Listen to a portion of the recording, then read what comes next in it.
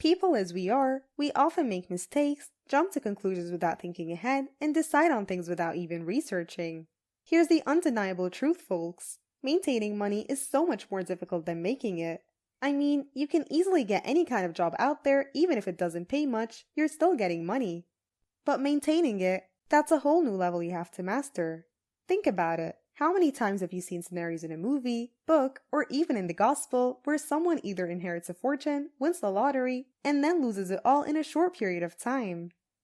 The thing is, it's not just about doing all the right things to get into a financially secure position, it's also about avoiding the wrong things. The costs of not investing, overpaying for unnecessary services, and keeping up with the trends can all come back to bite you. With that said, here are 9 money mistakes you should never make. Number 1. Emotional spending. For others, shopping online is a way of treating themselves, a way to relax every now and then.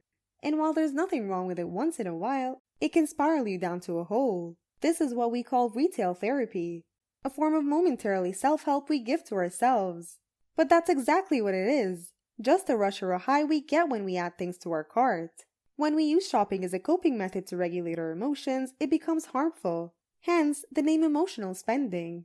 Some people shop to numb themselves from negative emotions such as tension, boredom, anxiety, and low self-esteem. But not only that, it can cause a serious dent in your wallet and you might not even notice it. By the end of the week, you may be receiving packages you didn't even remember buying. Most people who are known to compulsively spend are usually left with an overwhelming sense of guilt, which is much worse in the long run. Number 2. Spending more than you make. You might not have noticed it, but large sums of monies are usually gone by the end of the day, $1 at a time. To others, it might not seem like a huge deal to order double express coffee on your way back to the office or to eat out with coworkers every Friday. But one thing's for sure, every little thing adds up. These small and frivolous spending may be the cause of your demise if you continue on. Spending $25 per week on dining out can ultimately become $1,300 at the end of the year, which could have gone towards your retirement plans, saving plan, and more. If you're aiming to improve your finances or are facing financial difficulties, avoiding the blutter is critical. After all, when you're just a few dollars away from a foreclosure or bankruptcy, every dollar counts more than ever. Number 3. Waiting to start investing. Many young folks do not devote the time or effort necessary to learn how to invest sensibly. This is frequently because they are preoccupied with the present rather than the future. People usually think you have to first save up a lot of money before you start investing. This is a wrong assumption and a big money mistake. Here's the thing, young ones. The sooner you begin investing, the longer your money has to grow. Growth that is likely to outperform inflation. This is especially true if you diversify your portfolio across assets, classes, and industries to reduce risk, reduce possible losses, and safeguard profits during market turbulence. Number 4. Keeping up with the trends. I think we can all agree that we often get trapped in this trap. I mean, have you ever gone to Instagram and just saw people showing off their cars, houses, and expensive things you can never buy? But I understand, the temptation to keep up with your peers and celebrity figures can be a hidden but real motivator for a variety of poor financial decisions. We're talking about those expensive Chanel bags you can't afford, the latest iPhone when your old one still works, and a face that may no longer resemble your own. Instead of getting caught up with that, try to live within your means. Set realistic goals and ask yourself if you truly need something or if it's just something you want this week when you're making a purchase.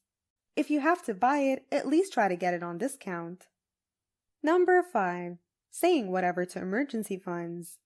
The world is full of misfortunes and accidents. Every day we get to see that in the news. Just like others, this can happen to you too. Your car may have crashed, your TV may have broken, and you suddenly need to fix a plumbing issue you didn't see coming.